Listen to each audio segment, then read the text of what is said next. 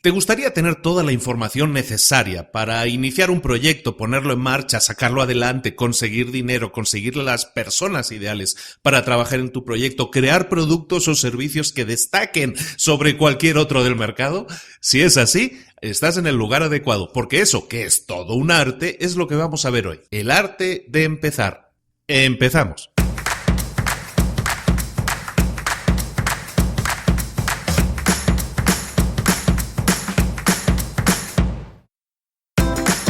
Bienvenidos al podcast Libros para Emprendedores. Para alcanzar el éxito en cualquier negocio que quieras emprender, debes formarte, debes estudiar, aprender para emprender. Y para ello, no hay nada mejor que un libro.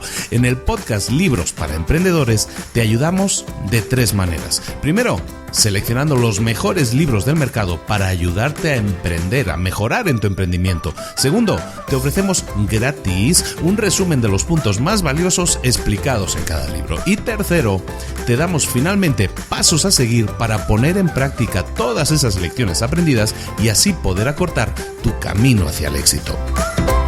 Ya sea marketing, ventas, liderazgo, emprendimientos, mentalización, vamos a analizar lo mejor de los mejores libros del mercado y te lo vamos a dar todo bien masticadito y listo para ser aplicado. Soy Luis Ramos, empresario y emprendedor, y voy a acompañarte, si me lo permites, en este camino. Sin más, comenzamos. Muy buenas a todos, bienvenidos una vez más a Libros para Emprendedores, el podcast en el que cada semana o habitualmente, porque ahora no podría decirlo de cada semana porque ya he fallado 2 o 3, pero el podcast que periódicamente revisa libros interesantes, atrayentes, que te pueden ayudar a mejorar en tu emprendimiento, o si no eres emprendedor, que te puedan ayudar a dar el paso con más seguridad, porque ser emprendedor tiene muchas ventajas, pero también pues tienes que aprender a superar barreras, a superar miedos, fundamentalmente miedos propios, ¿no? Oye, y antes de empezar con el libro de hoy, que es El arte de empezar, de un señor que se llama Guy Kawasaki, ahora vamos a hablar de él. Antes de eso quería dar las gracias. Ya lo hemos hecho antes en el otro podcast, lo he hecho en Facebook, lo he hecho ya en muchas partes, pero insisto, muchísimas gracias. Esta semana ha sido increíble porque hemos llegado al puesto número 1 en finanzas, en los podcasts de finanzas de México. Y somos el número 1. En marketing somos el número 1 en finanzas, estamos presentes en la portada de educación, en la portada de finanzas, y esta semana hemos llegado a estar en el puesto número 6, creo, en el podcast, del tablero general de podcast de todo México. Como sabéis, y si no lo sabéis lo comento. ¿Por qué México? Porque pues aunque mi acento no lo delate tanto, soy español que vive en México desde hace ya unos cuantos años, y este podcast se graba en Puebla, México, orgullosamente mexicano, este podcast de México para el mundo. Aquí estamos grabando y muy contentos con el feedback de la gente. Mira, quería mandar un saludo en especial a Israel Zúñiga, a Fernando Carvajal y a Jorge Guerrero, que me han contactado recientemente vía Facebook y que pues me felicitan, me animan a seguir, y sobre todo, por ejemplo, el caso de Jorge me dice: oye, Luis Ramos, nada más me gustaría felicitarte por tu podcast, es un proyecto muy bueno, los escucho y estoy a punto de ponerlos en práctica. Eso es lo mejor que puedes hacer, no solo escucharlos, sino ponerlos en práctica. Cada podcast lo repetimos y es que es así. Cualquier conocimiento que tú te empapes es pura teoría, no sirve para nada si no lo pones en práctica, te salga bien o te salga mal. Entonces, un saludo para ti, Jorge, qué bien que vas a iniciar lo que vas a poner en práctica. Cualquier cosa que obtengas es un beneficio, aunque sea aprendizaje, aunque las cosas no te vayan bien y dices, es que no me sirvió, sí te sirvió porque te sirve como aprendizaje. Sea un éxito o sea un fracaso, todo es aprendizaje. Hemos venido a este mundo a aprender y a mejorar, y todas esas experiencias son las que nos van forjando y las que nos van formando. Bueno, eso era en Facebook, pero... Y también insisto mucho en los podcasts, lo voy comentando, si podéis dejar valoraciones en iTunes, si son de 5 estrellas mejor, pero en general cualquier tipo de valoración la agradezco mucho porque es un feedback, es una retroalimentación que tú me estás enviando y que sirve, pues en este caso, para que nos posicionemos muy bien en los tableros, en las tablas de posición, en los tops de podcast, y eso nos sirve para que más gente lo escuche, más gente lo conozca, más gente opine, más gente entre. En este caso quisiera saludar a Blancit, que decía, voy a escucharlo y vamos a ver qué pasa. Y me puso 2 estrellas. Y bueno, está bien, pero espero que te haya gustado, porque creo que esto lo pusiste antes de escucharlo. En general, bueno, está bien, sirve como retroalimentación. También a saludar a CR7H29, que comentaba que es un tema muy interesante. Estaba refiriendo al último podcast que hemos publicado, que era el de la mente millonaria, y que ha sido un exitazo tremendo, un libro que ha tenido muchísimo éxito. También un saludo a Daniel Pacheco, que esta idea de libros para emprendedores le facilita mucho la vida. Son resúmenes que, así como uno no tiene mucho tiempo de leer, pues si se pega a estos resúmenes o los revisa, pues con eso es como un acercamiento muy útil para un libro, o para si te interesa. Ojo, mucha gente lee resúmenes, yo mismo leo resúmenes a veces de libros, y lo hago para saber si me interesan. Si un libro me interesa, entonces lo que hago es profundizar. Me lo compro, y el hecho de que yo esté haciendo esto no quiero decir, o no quiero pensar, que va a evitar que la gente compre libros. Al contrario, yo creo que la va a animar a comprar libros, porque si dice, oye, pues ese tema me interesó, pero pues a lo mejor en 30, 40 minutos que estuvo Luis hablando, pues me enteré de varias cosas, pero sabes que quiero profundizar, y eso es bueno. Yo estoy resumiendo el libro, ideas interesantes de los libros, pero eso no evita que leas el libro y obtengas muchísimo más, que puedas exprimir muchísima más información a cualquier libro. Dani Pacheco así lo entiende, pero de todas maneras nos agradece porque tiene poco tiempo y esto le ayuda mucho. Y también, por último, saludar a el Chevo del 8, que nos felicita por el podcast, y como retroalimentación, sí. Me dice, habla menos rápido, amigo. Me estresan las personas que hablan y hablan sin hacer pausas. Bueno, te explico, el Chevo del 8, te explico lo siguiente. Mira, yo normalmente no hablo tan rápido. De hecho, soy bastante pausado hablando. El problema es el siguiente: tenemos que hacer el resumen de un libro. Ahora incluso estamos haciendo revisión de lo que nos ha enviado la gente. El hacer un resumen de un libro, mi idea original era hacerlo de 20-25 minutos. En el primer podcast, en el podcast 0, esa era la idea original. Si te fijas en los podcasts que hemos publicado hasta ahora, la media yo creo que está sobre los 45 minutos. Eso hace que el podcast se alargue mucho y que mucha gente se descuelgue, o empieza a escucharlo pero no lo acabe, o pierda el hilo. Eso no es bueno en general para el podcast, pero también para uno, ¿no? Porque la verdad yo tendría que ser capaz más de condensar el libro. Lo que pasa, como quiero explicar tantas cosas de los libros porque me gustan mucho, pues entonces me alargo, ¿no? Pero tienes razón, hablo más rápido de lo normal, pero sí te pido, oye, si entiendes que voy muy rápido, sí voy a intentar vocalizar un poco más para que de alguna manera, aunque hable rápido, se entienda todo. Y también te digo, oye, cuando en tu player de podcast, en donde escuches los podcasts, seguramente ya incorpora, creo que todos lo hacen ahora, una opción de velocidad. Si tan rápido, tan estresado te pongo, oye, bájale un poco la velocidad, y espero que eso te ayude a no estresarte tanto. Y de todas maneras, muchísimas gracias por la retroalimentación. Como te digo, me la tomo por el lado positivo, y voy a intentar vocalizar mucho más, abrir mucho más la boca cuando hable, para que, aunque yo me vea raro a mí mismo, me sirva para comunicar mejor. Muchísimas gracias a todos los que han dejado sus valoraciones en iTunes, por lo tanto, con más o menos estrellas, pero todo eso, más el interés de toda la gente, es lo que ha llevado este podcast a ser el número 1, lo digo de nuevo, número 1 de finanzas en todo México, y eso con apenas 4 capítulos, lo cual pues me llena, como dirían en España, de orgullo y emoción, de orgullo y satisfacción, como decía aquel, ¿no?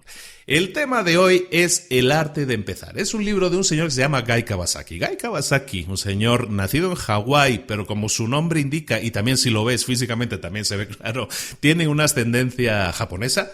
Guy Kawasaki es un señor que hoy en día tiene 61 años y que es muy conocido, o hizo su fama o su mito incluso, porque en los años 80 trabajó en una empresita que se llama Apple y fue el encargado de hacer el marketing, de evangelizar, que esa es una palabra que él creó, de evangelizar sobre las virtudes de Apple y de sus ordenadores de entonces, sus computadoras, que eran unos tales Macintosh, que hoy en día la mayoría de la gente que no conozca la historia de Apple, a lo mejor Macintosh le suena raro, pero pues es lo que hoy conocemos como los Mac. Guy Kawasaki Trabajó, por lo tanto, a las órdenes de Steve Jobs, fue el líder de marketing de esa empresa durante una serie de años, dejó la empresa, luego fundó su propia empresa de capital riesgo que se llama Garage, luego ha sido consultor para varias empresas, está metido en Wikipedia, está metido en Canva. ¿Conocéis Canva? Es una aplicación genial que te sirve pues para crear todo tipo de imágenes. Todas las imágenes que se crean para este podcast las hago con Canva precisamente, y no porque porque Guy Kawasaki sea consultor ahí o esté metido, sino simplemente porque es una excelente herramienta que recomiendo mucho porque es gratuita y está en internet, canva.com. Bueno, pues ahí está metido también este Guy Kawasaki. En los años 90 Kawasaki dio un giro y aparte de tener su empresa de capital riesgo que se llamaba Garage, se dedicó a dar conferencias. El tipo tiene muchísima experiencia empresarial, se dedicó a dar conferencias y a escribir libros. Ha escrito varios libros, 6, 7 libros creo, y hoy vamos a ver el fundamental, el que para mí es el fundamental de él. Hay otro que también está interesante, no sé si lo vayamos a ver, el arte de cautivar, pero el arte de empezar, que es el que vemos hoy, The Art of the Start, como se llamaba originalmente, es un libro que se edita en el año 2004 y que recoge 20 años de experiencias de este señor a nivel empresarial. Y oye, este libro pretende ser una guía que te lleve paso a paso, que te diga paso a paso qué tienes que hacer o en qué puntos tienes que brillar o en qué puntos deberían ser tus puntos fuertes o qué puntos deberías tener en cuenta para llevar adelante un emprendimiento de una manera exitosa, que eso es lo que intentamos todos los emprendedores. ¿De acuerdo? Sus 20 años de experiencia los pone a su servicio y te digo una cosa, este libro es imposible de resumir porque cualquier resumen que hagas le va a quitar parte de su valor. Recomiendo muchísimo comprarlo, no por nada, no porque yo me lleve comisiones, sino realmente te lo recomiendo mucho. Es un gran libro que sirve para guiarte, para llevarte de la mano en lo que él llama artes. El libro se divide en 11 grandes capítulos que él llama artes y además esas artes se dividen en como podríamos llamar distintos estadios del avance de un emprendimiento. Me explico. Por ejemplo, todas las artes que él menciona son, por ejemplo, empezamos, el arte de empezar, el arte de posicionarse, el arte de venderse, el arte de escribir un plan de negocio, el arte de salir adelante, el arte del reclutamiento, el arte de conseguir capital, de asociarse, del branding, de hacer llover, de ser buena persona. Esos son los 11 artes, las 11 artes que él está mencionando en el libro, pero se dividen a su vez en 5 grandes áreas. La primera es la causa. ¿Qué estamos haciendo? Que es el generar una idea de negocio. El segundo es la articulación, que incluye 3 artes. La articulación es el tema de definir un poco de cómo vender al mundo tu idea. ¿Quién eres? Cómo venderle, primero no al mundo, sino a tu equipo y luego también al mundo vender quién eres y cómo expresarlo de la manera, transmitir tus valores de la manera adecuada. Es la articulación. Luego en sí la puesta en marcha, no necesita mucha más explicación, es arrancar tu empresa. Luego la proliferación, que es hacerla crecer. Y luego la obligación, que es un tema ya más personal y filosófico, que lo vamos a ver al final. Por su longitud son 11 artes. Y porque sí vamos a detallar un poco cada una de ellas, se me hace imposible hacerlo en un solo podcast. Por lo que hablaba antes en la mención que estábamos haciendo, el comentario, los podcasts están saliendo muy largos. Lo que vamos a intentar es hacerlo un poquito más corto. No estoy muy seguro de eso porque así soy, me gusta hablar. Pero lo que vamos a intentar hacer es dividirlo en 2 de una manera lógica. Entonces en el próximo capítulo vamos a ver la segunda parte de este libro. ¿Por qué lo hago así cuando no debería ser así? Debería ser todo en un capítulo. Lo creo necesario. De nuevo, te recomiendo mucho la lectura de este libro. Escucha este podcast, revisa el resumen. Solo el resumen de la primera parte ya me ha salido en 13, 14 páginas. Es muy largo el libro de resumir porque no quiero dejar nada fuera. Hay cosas muy interesantes, muy prácticas. Como veis, cada día digo en el podcast, es que son cosas que tenéis que llevar a la práctica inmediatamente, no quedaros en la teoría, sino ponerlas en práctica. Este es un libro fundamentalmente práctico. Te dice, oye, si tienes que hacer esto, hazlo así, así, así. Si quieres hacer esta otra cosa, hazla así, así, así. Es como un manual de acciones a seguir para ser un emprendedor. Se llama El arte de empezar, de Guy Kawasaki. Bueno, como decíamos, hay 5 grandes partes. La primera es la causa. La causa tiene un solo arte que vamos a tratar, que es el arte de empezar, que es exactamente el mismo que el nombre del libro. El arte de empezar. El arte de empezar se refiere a 5 cosas que debe realizar un emprendedor cuando quiera iniciar un emprendimiento. Lo primero, y yo no las pondría en este orden, ahí yo no estoy de acuerdo con Kawasaki, con el autor, pero fundamentalmente son 5 que sí tienen mucho sentido, pero que a lo mejor yo no las pondría en el mismo orden. Mira, la primera que él comenta es la de crear algo con sentido. Para empezar, haz que ese algo tenga sentido. ¿Qué significa que tenga sentido? Significa si va a ser algo que va a hacer del mundo un lugar mejor, que va a mejorar la calidad de vida de la gente, que va a servir para corregir una injusticia o para evitar que algo que ya tenemos y es bueno, para evitar que ese algo se termine. Eso es crear algo con sentido y está muy bien porque es algo edificante que tú cuando crees algo estés pensando. Ojo, de ahí viene esto, que estés pensando en los demás, que esto va a significar una mejora para alguien. Eso es muy importante porque en el fondo lo que haces es ponerte en los pies, ponerte en los zapatos, ponerte en la camisa, ponerte en la chaqueta de tu cliente ideal y estás pensando en solucionar una necesidad o en corregir un miedo. ¿De acuerdo? Que eso es algo muy importante.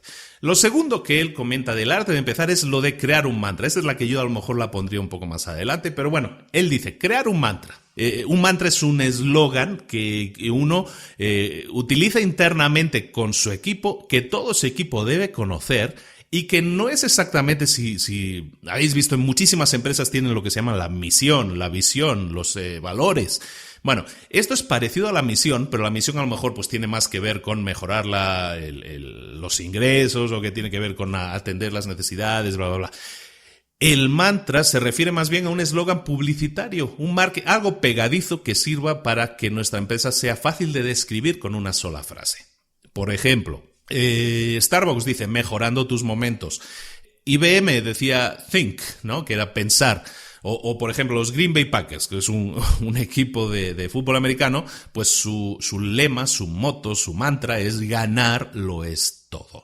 Se refiere a crear una frase pegadiza que de alguna manera te identifique y sirva para ti y para tu equipo como algo que transmita en una sola frase el valor al cliente que estamos proporcionando. Lo siguiente es el ponerse en marcha. Estamos hablando del arte de empezar, ¿de acuerdo? Hemos dicho crear algo que tenga sentido, crear un mantra. Lo siguiente, ponte en marcha. Importantísimo.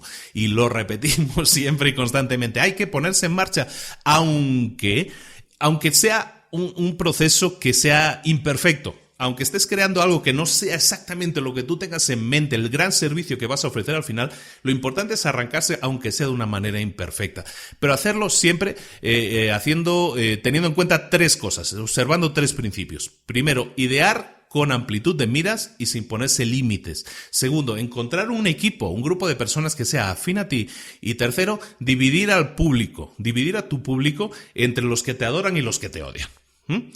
Y esa es un poco filosofía de vida. ¿Por qué esos tres puntos? Primero, porque no te pongas límites. Es que a la hora de crear algo, no te limites por a lo mejor es que ahora mismo tengo poco dinero. No, tu idea tiene que ser lo máximo posible. No pienses, piensa 10 veces más grande de lo que estás pensando ahora cuando quieras una idea. ¿Por qué? Porque eso te va a permitir abrir tu mente a nuevas ideas, a nuevas posibilidades. Ahora sí, luego a lo mejor vas a tener que rebobinar y decir, ¿sabes qué? Voy a empezar en un punto más bajo, como te digo, en un punto imperfecto, ¿no? A lo mejor no estoy creando la gran empresa en este momento, pero estoy empezando. Entonces, pero la idea es que tengo que saber a dónde quiero llegar, cuál es esa gran meta, esa gran idea que yo tengo. Eso es pensar a lo grande. Luego, encuentra tus almas gemelas, encuentra ese equipo que sea personas afines a ti, porque hace falta tener un buen equipo para que un buen proyecto funcione. Hay un arte dentro de este libro que es el arte de reclutar a la gente y que pues tiene mucho que ver con esto que estamos viendo aquí. Luego, polarizar ese público, los que te adoran y los que te odian. Eso es importantísimo. Y la gente dice, pero vaya, a ver, ¿por qué tengo que hacer eso? Yo quiero que toda la gente me quiera. Bueno, lo que necesitas es que la gente exprese interés. Ya sea que te odie o que te ame, eso va a significar que están hablando de ti, que se interesaron por ti y o bien les caíste bien o no les caíste bien. Pero están hablando de ti. Lo peor que puede tener una empresa, y sobre todo una empresa que empieza, un emprendimiento que empieza, es la falta de interés.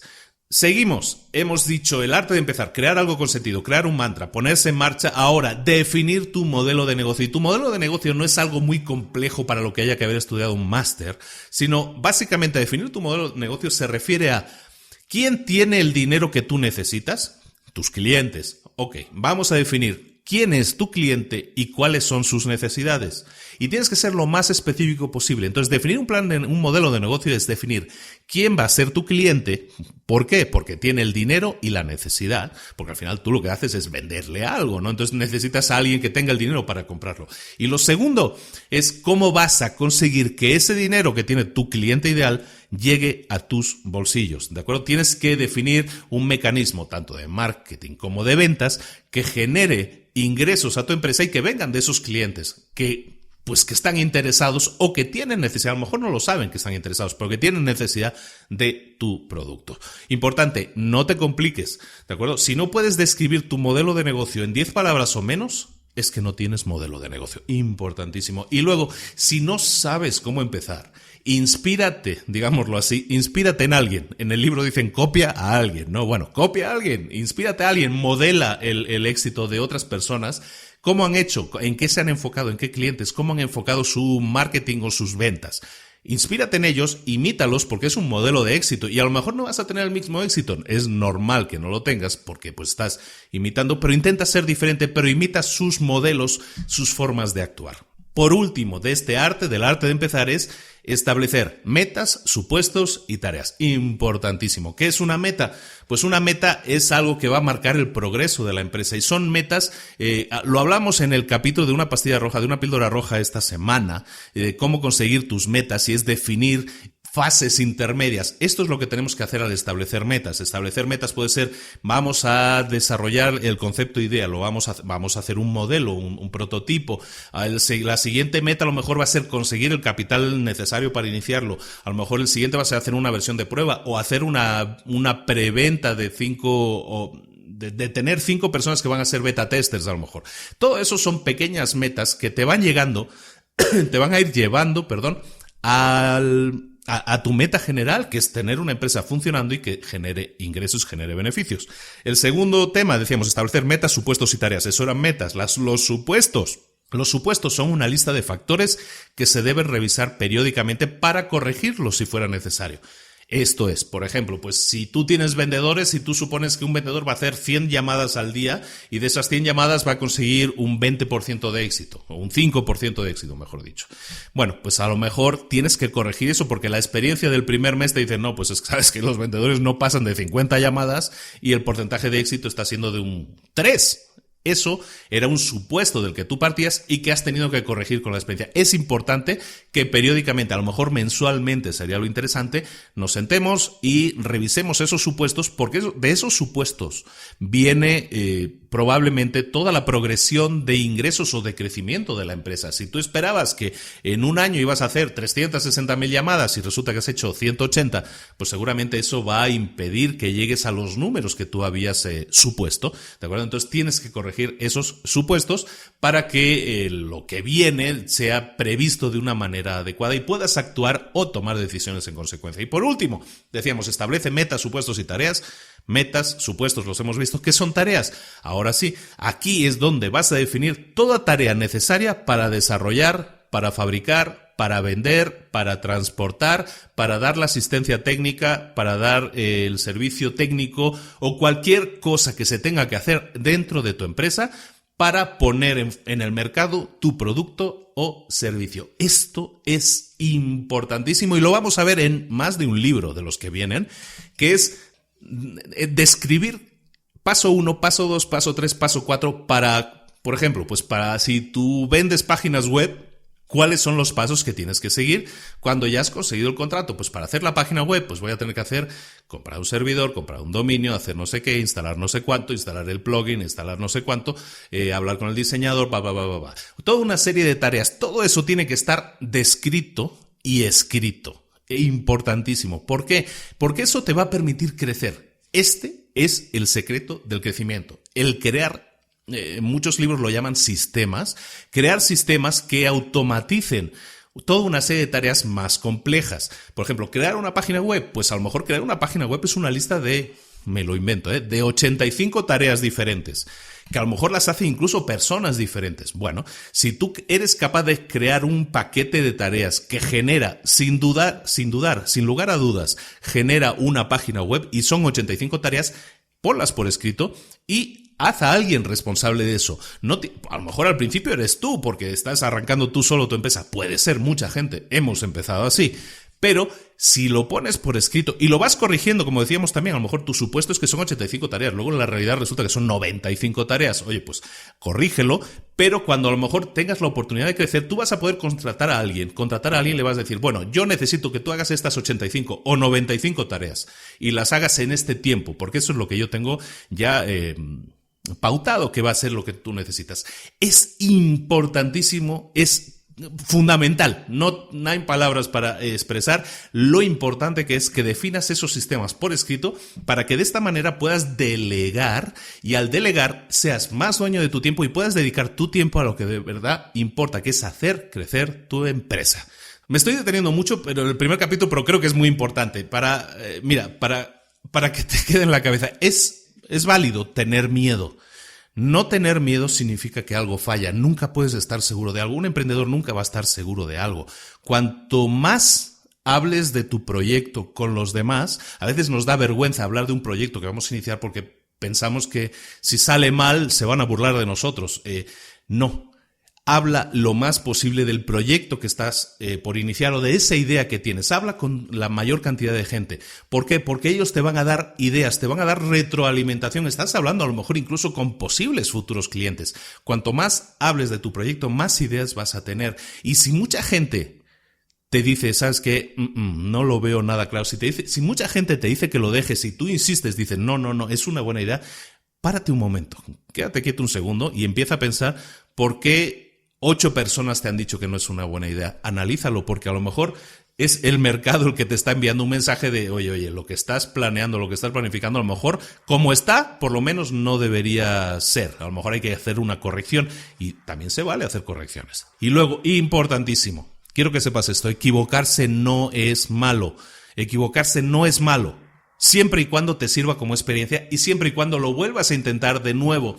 Siempre hay esa frase que habla de Edison, ¿no? De Thomas Alva Edison, que para conseguir el tema de la electricidad hizo como 1000 experimentos, ¿no? Y cada experimento que hacía fallaba. O sea, intentó 1000 veces un experimento, aunque luego llegarán los de Tesla y me dirán lo contrario, ¿no? Pero bueno, en general, ya sea Edison, ya sea Tesla, ya sea quien sea que haya inventado algo, cualquier inventor de algo, ha tenido que pasar por muchas etapas previas. Edison pasó por 1000 pruebas fallidas antes de llegar a conseguir algo. Entonces no te desanimes. Un fallo o algo que no funcionó es una experiencia, es algo que te dice, bueno, aquí lo que tienes que hacer es analizarlo y decir, sabes, aquí fallé, a esto es algo que no debo hacer, o de estas cosas que hice hay 4 que estaban mal, pero hay 2 que estaban bien. Aprovecha ese conocimiento también para evitar lo que haces mal y dedicarte o a fortalecer lo que eres bueno haciendo o lo que hiciste bien, ¿de acuerdo? Y luego, importante también, lo repetimos aquí, si tienes una gran idea, pero no tienes cómo implementarla, cómo hacerla una realidad, cómo ponerla en práctica. Si tienes una idea pero no la pones en práctica, no tienes nada. Si te dedicas a escuchar podcasts de emprendedores pero no emprendes, no pones en práctica, no estás haciendo nada. No sirve para nada. Si compras 1000 libros y te los lees pero no los pones en práctica, no haces nada, no sirve para nada. A lo mejor suena un poco crudo, pero es la realidad, amigo. Esto es lo que tienes que hacer. Poner en práctica. Equivocarte o no equivocarte, no, pero de alguna manera ir con miedo, probarlo, comunicarlo, hablar con gente y probar, poner en práctica. Y eso es el primer capítulo solo que se llama El arte de empezar. Me he extendido mucho, pero es que es la filosofía del emprendedor puesta en práctica. Lo que viene a continuación son ya, digamos, manuales prácticos de qué hacer para cada cosa. El primer gran bloque que vamos a ver es lo que llama la articulación. ¿Qué es articular? Pues es fundamentalmente articular, viene de hablar de tu emprendimiento, hablar de tu empresa. Primero, posicionarte, luego venderte y luego escribir un plan de negocio de acuerdo a todo eso. ¿De acuerdo? Esos son los 3 artes que vamos a ver. El primero, el arte de posicionarse, y estos ya los voy a ver un poco más rápido. Posicionarse es fundamental. ¿Qué es posicionarse? Posicionarse correctamente es reflejar el cuerpo y alma de la empresa y dejarle claro a todos por qué la has creado, por qué has creado tu empresa o por qué los futuros compradores tienen que ser tus clientes o por qué la gente que te interesaría que trabajara contigo tiene que trabajar contigo. De alguna manera es definir qué eres, qué ofreces. Cuando lo hagas, cuando te posiciones, cuando definas tu empresa, lo que haces y qué es tu servicio o producto también, cuando lo definas, tienes que, primero, aspirar a lo más alto, ser positivo, no intentar destruir a la competencia, es decir, yo soy mejor que Pablito, no, tienes que ser positivo por ti mismo, tu objetivo es hacer saber a los clientes los beneficios que tú generas, los tuyos y de tus productos o servicios. Luego, tiene que estar centrado en el cliente, nunca seas egocéntrico y esto es otro de los grandes errores. Mira cualquier página web por ahí, vas a ver, somos la empresa líder en el mercado, somos los mejores, no hay nadie mejor que nosotros. Eso es centrarse en uno mismo, eso es ser egocéntrico. Hay que centrarse en el cliente. ¿Qué es centrarse en el cliente? Es dejar claro que lo que haces por tus clientes, que lo que haces lo haces por tus clientes. No estás hablando de que yo soy el mejor, yo soy mejor que este, mejor que el otro. No, lo que hago que mis clientes tengan este beneficio, ¿de acuerdo? Analizamos a nuestros clientes cuáles son los problemas que tienen y les damos una solución a los problemas del cliente. Centrado en el cliente. Tiene que ser inspirador. ¿Por qué? Porque tus empleados o futuros empleados deben creer en lo que están haciendo, deben creer en ti también. Entonces debe ser un mensaje inspirador. Debe ser totalmente explicativo. No debe dejar dudas respecto a lo que quieres decir. Y eso puede implicar hablar de conceptos tan mundanos como, pues es un producto que te va a ahorrar dinero, es un producto que aumenta beneficios XXX, ¿no? X beneficios. Pero pueden ser otros temas tan etéreos como que pues esto aumenta la felicidad de mi cliente porque aumenta X cosa, ¿no? Lo que estés vendiendo es como hablamos de cosas muy genéricas, a veces no lo quiero aterrizar tanto. En definitiva, debes explicar qué beneficios, ya sean mundanos o ya sean etéreos, proporciona tu producto o servicio. Luego tienes que ser específico. Importantísimo también, y esto se ve mucho hoy en día, sobre todo en el tema de marketing. Debes dirigirte a un nicho preciso del mercado. No puedes dirigirte a todo el mercado. Tú no estás creando Walmart. A lo mejor sí, ¿no? Pero no creo que seas, no, seguramente no me estarías escuchando. Pero bueno, debes ser específico, enfocarte en un nicho de mercado. Me estoy enfocando en madres que acaban de tener hijos y que quieren recuperar su figura, por ejemplo. Y a lo mejor esto implica, es un nicho de mujeres que deben tener cierta cantidad de ingresos y deben tener entre 20 y 40 años o 20 y 50 años. Me lo invento, ¿no? Eso es un nicho de mercado. Te estás enfocando no en 40 millones o 100 millones de personas, te estás enfocando a lo mejor en esas 600.000 o 400.000 o 200.000 personas, depende del nicho, que pueden estar muy interesados por tu producto porque tú les estarías solucionando un problema. Eso es básico. Analizar tu mercado, analizar a tu cliente potencial, analizar lo que en muchos libros llaman también tu avatar, que es ese cliente perfecto. Entonces tienes que ser específico y centrarte en un nicho. Eso va a hacer que tu publicidad, que tus ventas, que tu marketing sea mucho más dirigido con láser exactamente a las necesidades, a corregir las necesidades de un grupo muy concreto y que va a decir, cuando escuchen tu publicidad, es que este tipo me entiende, este tipo me está hablando a mí, este producto me soluciona algo que yo necesito que me solucionen, ¿de acuerdo? Esto estamos hablando del posicionamiento, ¿no? También debe ser centrado, relevante, duradero. No estamos vendiendo algo de temporada, o no deberíamos estar vendiendo algo de temporada, sino estamos vendiendo un producto que se pueda vender durante muchos años, ¿de acuerdo? Un producto que solucione un problema durante muchos años, no un problema temporal. Y tenemos que diferenciarnos. Tu posicionamiento no puede parecerse a la competencia, ¿de acuerdo? No podemos pisar, no podemos maltratar a la competencia, no podemos reírnos de ellos, decir somos mejores que este o que el otro, pero tampoco podemos decir hacemos exactamente lo mismo que estos. Tenemos que diferenciarnos. La diferenciación puede ser por muchas cosas. Porque mejoramos en tiempos, en dinero, en calidades, en colores, en lo que sea. Por eso tú lo tienes que analizar y ser diferente. El hacerte diferente es lo que hace que seas distintivo, que te distingan. En un panorama en el que todo el mundo tiene acceso a Internet, en el teléfono y que todo el mundo puede buscar en 5 segundos una solución a un problema, tú tienes que ser distintivo, tienes que distinguirte de lo demás. Hay otros puntos más en este arte del posicionamiento, pero pues yo te pido que los leas en el resumen. Son crear un nicho de mercado, cosas como cómo tiene que ser el nombre de tu empresa, cómo tienes que personalizarlo, cómo tienes que hablar, cómo tienes que difundir tu mensaje o cómo tienes que ver que el mercado a veces te va a decir cómo tiene que ser tu producto. A lo mejor tu producto tú lo creabas, esto sí es importante, le llaman navega con el viento. Todo esto está en el resumen, Pero, por ejemplo, navegar con el viento en el posicionamiento se refiere a lo siguiente. A lo mejor tú has creado un producto, pero ese producto tú pensabas, pues yo yo he creado este producto porque quiero que sea una mesa. Pero a lo mejor cuando llega al mercado hay mucha gente que ese producto pues lo monta de otra manera diferente y en vez de ser una mesa pasa a ser una estantería. ¿De acuerdo? Me estoy inventando. Pasa mucho con IKEA, por ejemplo. En el libro te ponen el ejemplo de IKEA. IKEA es una empresa que fabrica muebles que son modulares, que te los compras desarmados y tú los armas en casa. IKEA crea muebles con un objetivo, ¿no? Crea una mesa, una silla, pero mucha gente, pues a lo mejor coge este paquete de piezas para montar una mesa de IKEA y con eso te monta una estantería o te monta una silla o te monta, no sé, cualquier cosa, ¿no?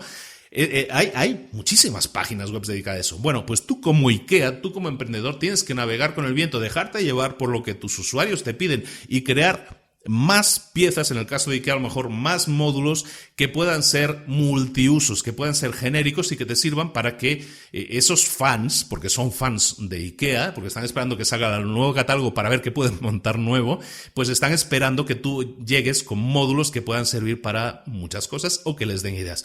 Ese era el capítulo 2, el arte del posicionamiento. Capítulo 3, el arte de venderse. Me entretengo muy poco aquí. El arte de venderse significa cómo vender tus ideas o las de tu empresa o las de tu producto o servicio a los demás y se refiere más bien a cómo dar lo que llaman el pitch de ventas. Es decir, cómo explicar a los demás qué es lo que haces o cómo hacer presentaciones. Es muy interesante para todo aquel que necesita hacer presentaciones de su empresa que vaya a este capítulo, el arte de venderse, porque te va a explicar detalles muy concretos de, por ejemplo, explícate desde el primer minuto, ¿no? Recuerda que el primer minuto de tu presentación es el más importante porque ahí tienes que resumirlo todo. Luego, que cuando estés redactando tu presentación, tienes que imaginarte que hay un hombrecillo que te está diciendo siempre, ¿y qué? ¿Y qué? Por ejemplo, pues mi empresa hace páginas web. ¿Y qué? Bueno, pues que las hace y son responsivas o se ven perfectamente desde teléfonos o de dispositivos móviles. ¿Y qué? Y que además tienen una carga muy rápida y tienen una captación de clientes y puedes captar los emails y de esta manera hacer una lista y una base de datos. Y que realmente ese es un ejemplo, ¿no? Pero lo que tienes que hacer es preguntarte constantemente ¿y qué? Ponerte delante del espejo y como si le estuvieras diciendo a un cliente qué hace tu empresa e imaginarte que ese cliente te está diciendo constantemente ¿y qué? Eso hace que te esfuerces y si consigues pasar 3-4 rondas de ¿y qués? Y lo haces exitosamente, amigo, tienes un producto que merece la pena ser vendido porque tienes bien claro lo que estás haciendo. Y luego pues habla de temas de presentaciones, de PowerPoint, de tamaños, de tipos de letra, de la regla del 10-20-30, que son 10 diapositivas, una presentación no debe durar más de 20 minutos, y el 30, y el 10-20-30, pues el 30 es el tamaño del tipo de letra que tiene que ser el 30. Entra mucho a detalle en eso y es el arte de venderse. Está más bien desarrollado en los apuntes, pero lo dejamos ahí, ¿de acuerdo? Se trata de cómo presentar adecuadamente, y presentar es decir, utilizando PowerPoint, cómo hacerlo, cuando hables, cómo hacerlo y cómo presentarlo adecuadamente. Cuarto capítulo, cuarto arte, es el arte de escribir un plan de negocio. Tampoco no nos entretenemos mucho, está en los apuntes, pero te comento lo siguiente. Mira, ¿para qué sirve un plan de negocio? Mira, un plan de negocio no sirve para mucho, la verdad. Y yo pienso así, y Kawasaki también está de acuerdo con ese punto, con ese enfoque. La utilidad de un plan de negocio es limitada para una empresa que empieza, porque ¿qué es un plan de negocio? Es un plan en el que diseñas, pues voy a vender X unidades, voy a tener tantos beneficios, voy a tener tantos gastos, todo eso. Y eso está muy bien a priori, tú te puedes sentar en una mesa y decir, pues voy a vender tanto, voy a vender cuánto. Pero la realidad es la que te va a poner en tu lugar. Entonces, cualquier plan de negocio en sí mismo es una idea muy bonita, pero que rara vez funciona porque pues existe cualquier cosa que se interpone en tu camino y que hace que tengas que corregir rumbos, o lo que decíamos antes, ¿no? Un vendedor debería vender 100 y vende 50, lo que sea, ¿no? O sea, hay muchas cosas que intervienen, entonces un plan de negocios nunca... está bien que uno se intente ajustar a esa idea, ese plan de negocios, pero uno tiene que ser lo suficientemente flexible, tener la suficiente cintura para saber qué puede variar, ¿no? Pero ¿para qué sirve sobre todo un plan de negocios? Sirve para presentarlo a otra gente, luego lo vamos a ver, para el arte de obtener financiación. Cualquier que quiera invertir en ti te va a pedir un plan de negocios y está bien, ¿no? Entonces por eso de alguna manera tienes que tenerlo claro. Pero, y aquí Kawasaki lo enfoca de una manera muy adecuada, un plan de negocios es la presentación que tú haces de tu negocio, que lo acabamos de ver en el capítulo anterior, en el arte de venderse, es trasladar eso a papel, ¿de acuerdo? En tu presentación, que en el libro te explica la cantidad de diapositivas que tiene que tener, qué tiene que tener cada diapositiva, qué tienes que explicar. Bueno, Eso trasladado a escrito, a Word, si quieres decir, con alguna serie de gráficos en Excel y todo eso, eso es un plan de negocios. Es una extensión, es una versión alargada de la presentación que tú quieres dar, a lo mejor con más detalles técnicos y todo eso. Eso es básicamente un plan de negocio y es importante que sea sencillo, que sea breve, que sea directo, que no pase de 20 páginas, que lo redacte una sola persona, que no sea que haya un trabajo en equipo, sino una persona que recopile toda la información necesaria porque sea esa única persona la que lo redacte. Y bueno, y todas las recomendaciones que te da Kawasaki pues ya son, pues yo qué sé, por ejemplo, que reduce tus proyecciones financieras a 2 páginas. O sea, se va muy al detalle de cómo tienes que redactarlo, cómo tienes que hacerlo. En el resumen está más o menos escrito, pero te dice lo que tienes que incluir en el resumen, lo que no tienes que incluir, qué tienes que poner en la primera página, qué no tienes que poner en la primera página, cuánto tiene que durar. Todo eso está en el libro. Por eso te digo que es muy difícil a veces resumir según qué libros, porque están llenos de puntos que son acciones a poner en práctica, ¿no? Entonces, aquí cada capítulo son todo un listado de acciones. En este caso, escribir un plan de negocio es eso. En resumen, una extensión de lo que tú has hecho en tu presentación, en el arte de venderse, es poner eso por escrito, básicamente. Luego, ya hemos acabado con la articulación, ¿de acuerdo? Que son los 4 primeros artes, ¿no? Hemos visto el arte de crear, que era el arte de empezar, y luego hemos visto el de articular, que son esos 3 de venderse, del plan de negocio y el de posicionarse. Y ahora vamos con la gran segunda parte, que es ponerse en marcha. En la puesta en marcha de la empresa hay 3 artes más que vamos a ver.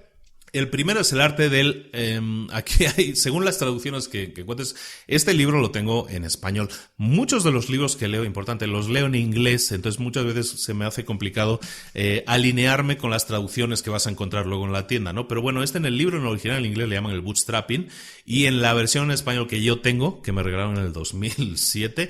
se llama El arte de salir adelante con tus propios recursos, que realmente es mucho más largo, pero expresa realmente lo que es el bootstrapping, ¿no? Salir adelante con tus propios recursos sin inversión externa.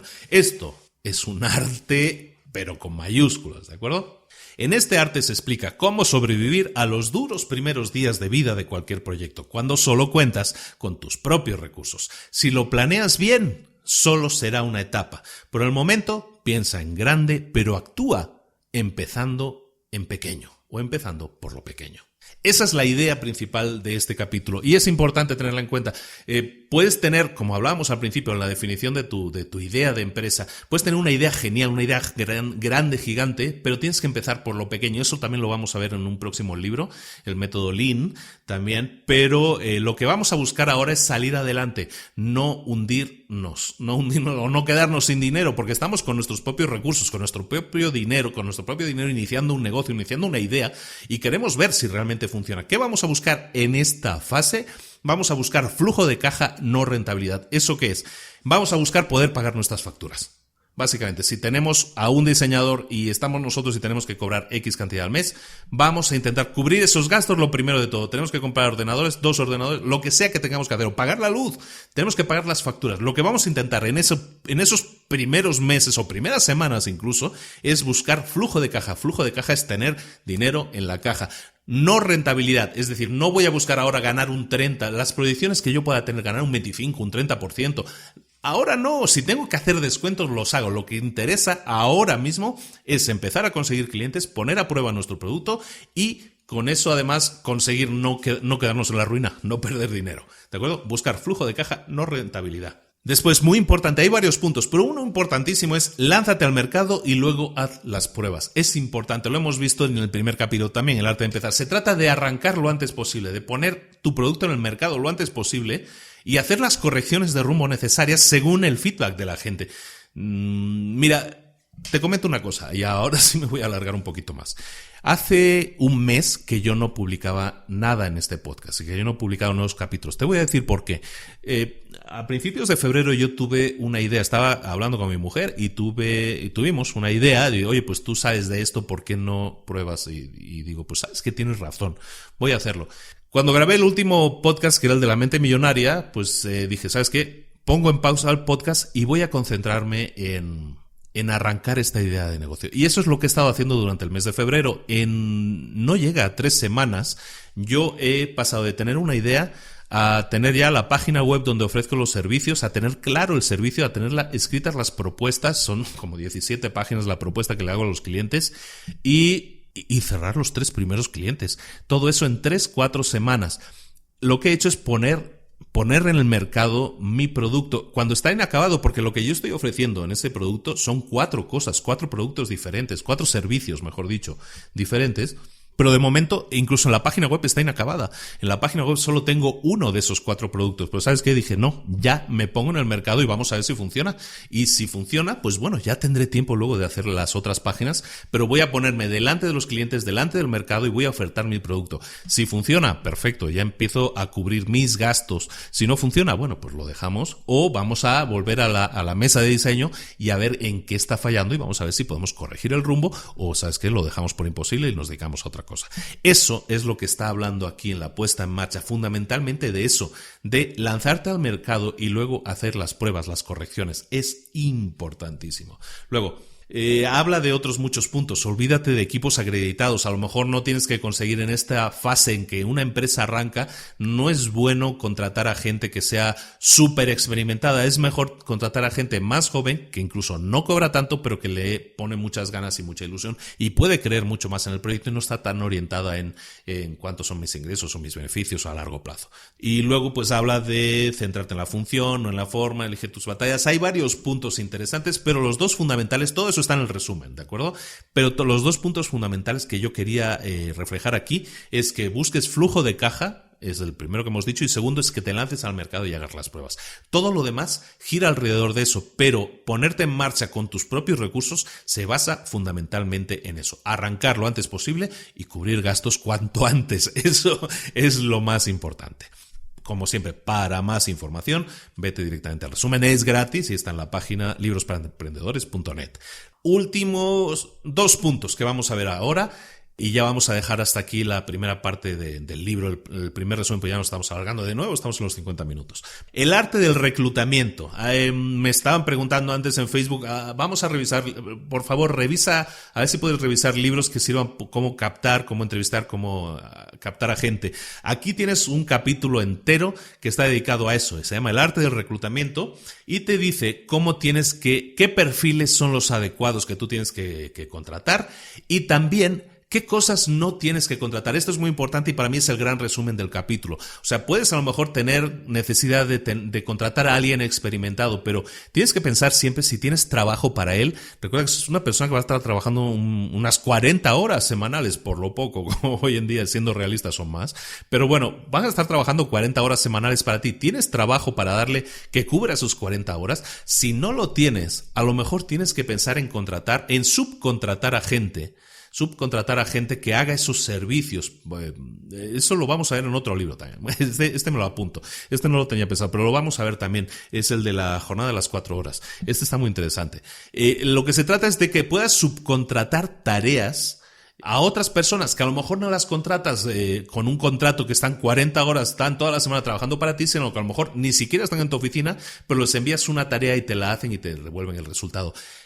En este capítulo se trata eso, cómo buscar el equilibrio de la gente que tienes que tener in-house, en tu casa, trabajando en tu empresa, y otra gente que simplemente la puedes contratar para que te haga un servicio freelance, que es hazme tal tarea o tal otra. Para esto es muy importante lo que veíamos en el primer capítulo de este resumen, que es que definas exactamente todas las tareas necesarias para llevar a cabo un producto o un servicio o algo que tú necesites. Si tú tienes claro por escrito lo que tiene que hacer una secretaria o un asistente virtual o alguien que te va a crear una página web, tú le vas a pasar ese listado, lo que decíamos, esos 85 o 95 puntos y esa persona va a ser capaz de hacerlo. Si lo haces de esta manera, no vas a necesitar contratar a lo mejor a alguien in-house, sino a lo mejor a alguien que te dé un precio fijo por eso y que te lo entregue en el tiempo que hayamos acordado. En este capítulo, el arte del reclutamiento, se habla también de eso y es importantísimo porque hoy en día es una forma de trabajar que cada vez está más en boga y es muy interesante. Yo la utilizo y la recomiendo ampliamente. En este caso, también tengo contratada gente en mi empresa, digamos de 40 horas, digamos fija, que trabaja en la oficina y Cada uno cumple su función y lo hacen perfectamente. En este capítulo también vemos cómo es el arte del reclutamiento, cómo contratar a esa empresa, cómo contratar a jugadores de clase A, cómo contratar a gente que esté contagiada de tu idea, cómo entrevistarlos y también cómo no tener en cuenta cosas que no pueden ser relevantes. Ojo esto, no vas a encontrar nunca a una persona que sea súper adecuada, que sea perfecta para el puesto, no existe. Cada persona va a tener unas necesidades o va a tener unas fortalezas y debilidades diferentes, ¿de acuerdo? Entonces tienes que tener en cuenta eso a la hora de reclutar. Solo destaco uno de los puntos, en el resumen hay más, pero destaco uno de los puntos que se me hace muy interesante.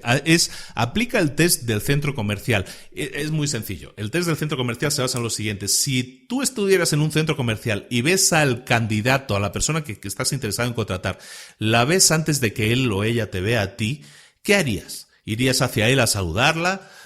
¿Pensarías que si te ve bien, pero si no, también está bien? ¿O sabes qué? Lo ves y me das la vuelta, me giro y me voy al coche y me voy a otro centro comercial. Bueno, si no escogiste la opción 1, que es ir hacia esa persona y saludarle, entonces ni siquiera pienses en contratarlo. Oye, tiene que haber química, tiene que haber afinidad. Eso es importantísimo. Es una persona que va a estar trabajando contigo codo a codo, día tras día.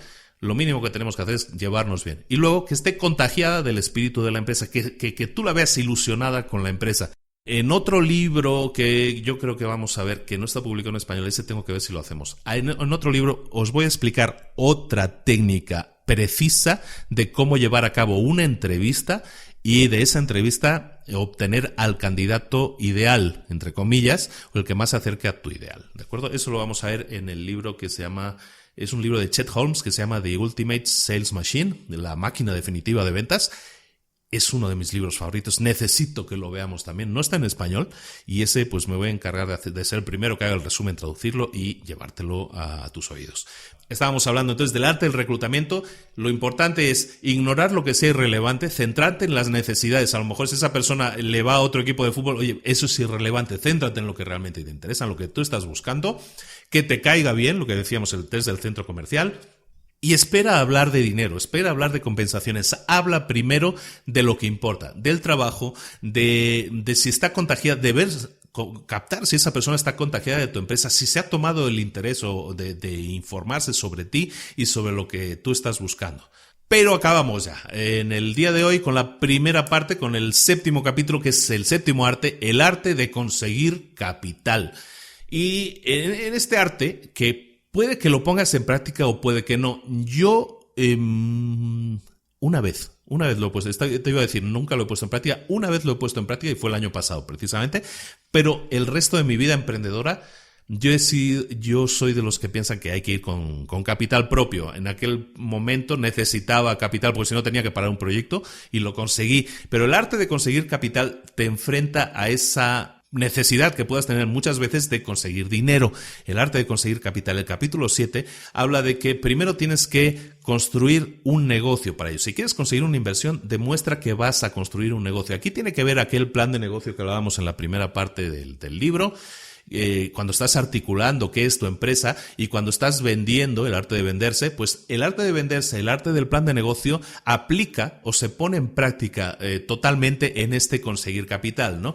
Y en este capítulo te habla de cómo conseguir fuentes de capital, ¿de acuerdo? ¿Cómo puede ser? Pues a lo mejor pueden ser por inversores que ya tengas actualmente, o a lo mejor a través de tu abogado o tu contador contable o tus gestores, que ellos tienen otros clientes y a lo mejor puede haber algún cliente que esté interesado, o puede ser a través de otros emprendedores, o puede ser a través de eventos de networking, o a través de tus profesores que también conocen a otros emprendedores como tú, o a otras empresas que como tú también están en el mercado y a lo mejor pueden estar interesados. Puede ser de distintas maneras cómo conseguir la fuente de tu inversión. Pero lo único que tienes que demostrar, lo más importante que tienes que demostrarle a cualquier inversor es que tu negocio vende o va a vender.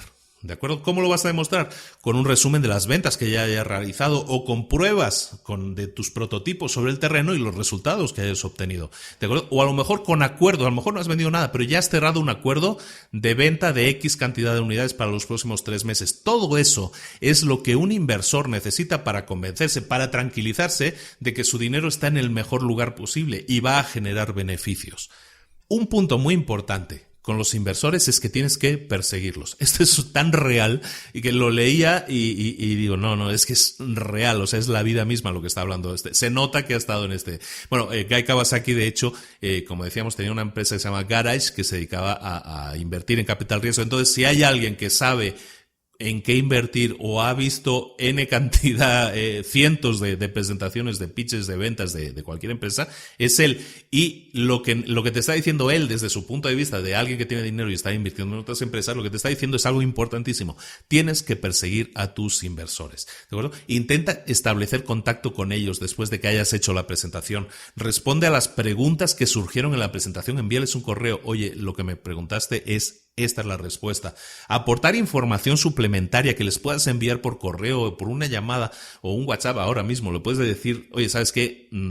Esto es algo que no mencioné en la presentación por temas de tiempo, pero es importante que lo sepas porque es algo que puede cambiar tu perspectiva, ¿no? Esto es importantísimo, perseguirlos, mantener viva la llama. Si alguien no te ha dado una respuesta definitiva, no quiere decir que no les hayas gustado. A lo mejor están en duda o a lo mejor están viendo otras cosas y se desconectaron en algún momento. Mantener viva la llama, pues es eso, es establecer contacto con ellos, enviarles información adicional, a lo mejor informarles de que otro inversor ya está invirtiendo en la empresa. A lo mejor desde que tú le presentaste hasta esta semana han pasado 2 semanas y en ese tiempo otro inversor ya entró en la empresa. Y a lo mejor eso es lo que ese inversor internamente necesitaba. Sabes que yo no puedo invertir 100, pero sí puedo invertir 50. Y ahora que otro inversor ha entrado, pues a lo mejor yo me animo.